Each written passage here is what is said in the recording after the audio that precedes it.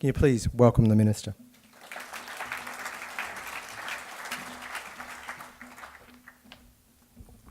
Thank you very much, Peter, and if I can commence by acknowledging the traditional owners of the land in which we gather today, and it is something that I do remark on whenever I get a chance to talk to a group of people like yourselves or any other Queenslanders, that we do have a great privilege of sharing this land with two of the world's oldest continuous living civilisations, and it's something that we can't underestimate how important that is to ourselves and our understanding of this land around us.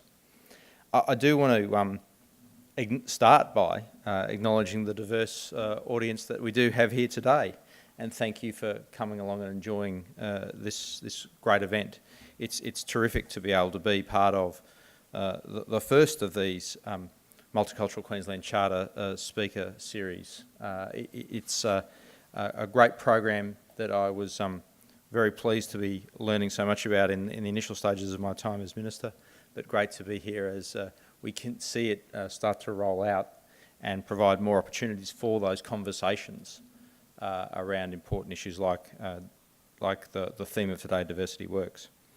And it's great to have so many of the participants in the Multicultural Queensland Ambassador Program here today, members of the Multicultural Queensland Advisory Council, and the Queensland Government staff, including SES leaders from across a range of agencies who are all about championing inclusion and diversity and the diversity agenda in their workplace. It's also so good to see such an influential mix of people beyond government in the corporate and community sectors in the room today. And together I hope we can all take what we've learnt today and put it into practice in our respective workplaces. But I'd also like, in this role of a sort of a vote of thanks today, to thank our fantastic speakers today. We've heard from Australia's Race Discrimination Commissioner, who's reminded us that diversity works, but it doesn't happen without effort on our parts. And I think that was a real key takeaway, that we do need to make sure that we work at diversity and not just rely upon diversity working for us. Also, it was great to have Rob Setter, the Public Service Commission Chief Executive, to talk through how and why building inclusive, diverse workplaces is really important, and great to see the success of the targets. One of the conversations that Tim and Robert I had during the break was, you know, Rob, maybe he didn't admit this as openly up here, I'll admit it for him, that he was a bit of a sceptic about the targets, and he's been converted by the outcome, by the fact that they have worked, that they have seen a result. And finally, we've just heard from a really incredible panel. So Gail, Mitra, Michael and Nirari, great to hear from you about the work that you've been doing to link people from culturally diverse backgrounds to meaningful employment. I think, and that's a conversation that I've had with a few people in recent times, is this opportunity to make sure that the connection of people from culturally diverse backgrounds to meaningful economic participation is vitally important. Employment is a great starter, is a great part of that, but we also need to see that more broadly and how it works for us more broadly in the economy.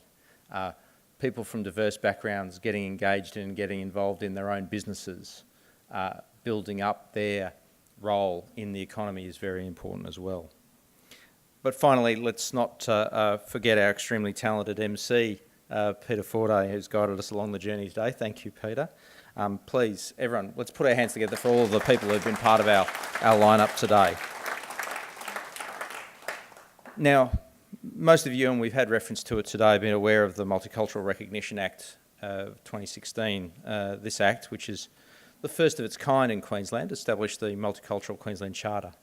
And the Charter has 8 principles that speak of equal rights, respect, inclusion and opportunity. And the Charter is the reason why we're all here today.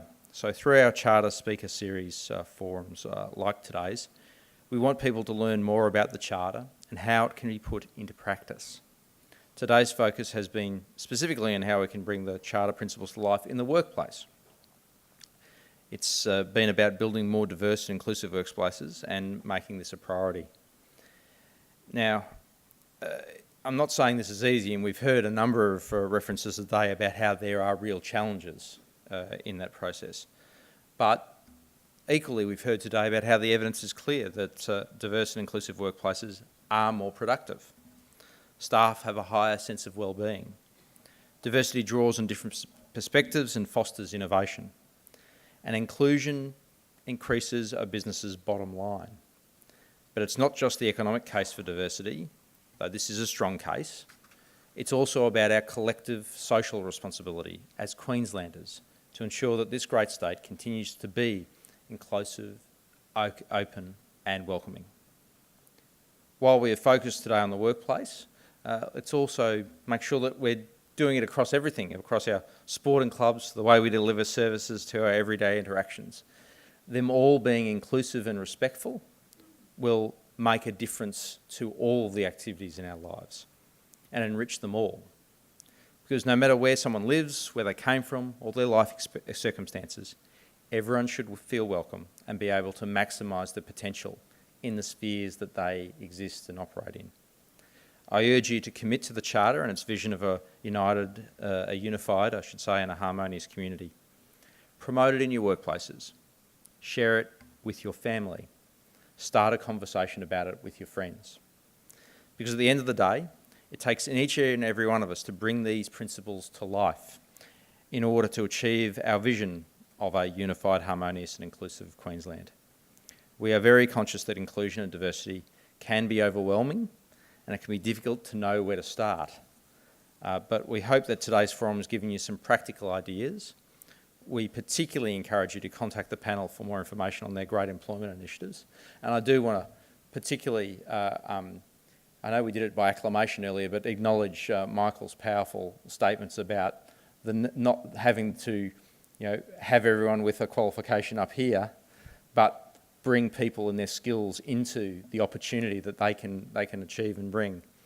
I think that's certainly one of the most powerful things that I've taken away from today, and the ways in which we can recognise that and accept that as part of achieving real practice that makes not only a difference to the employees and the participants that we can bring along, but will frankly make a difference to achieving the outcomes that our respective businesses, governments, are wanting to achieve.